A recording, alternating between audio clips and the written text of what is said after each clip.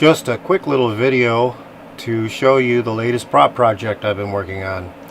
This is the follower from the Michael York movie Logan's Run.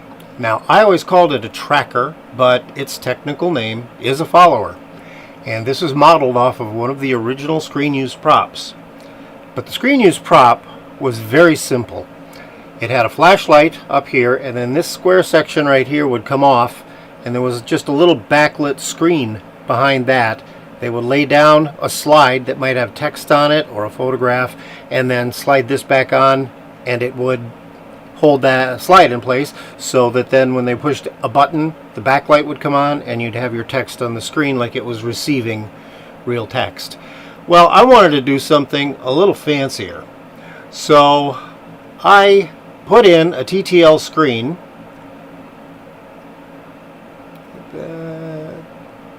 I even recreated the font for Logan's Run. I could not find an accurate font online, so I recreated one. There's a small button right at the side here.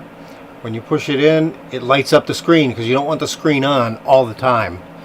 You can change different screens to pretty much anything you want to, or anything I want to.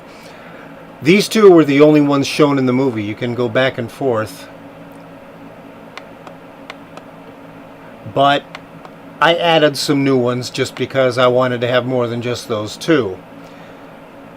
Also, if you want to have the emergency beacon come on, which turns the screen green, but other than that doesn't make any sound, just either side, just hold the button in and the screen will go green for about 3-4 seconds and then go off, and you're up to the next screen. You can do this anytime. I also wanted to have the tracker sound, but I didn't want to record it from the movie and try to use that because it would be a very dirty sound with things in the background and such. So what I did was I recorded the sound from the movie and then used it as a basis to create a new sound. And I recreate it basically, but recreate it so that I could control it. With this button down here, if you push the button in and hold it, you just get the standard tracking sound for as long as you hold the button in, and then when you let go, it makes a click, just like in the movie. And if you want to do the tracker sound where it is tracking and slows down, speeds up a little bit, because when it's homing in on a runner, just push and let go.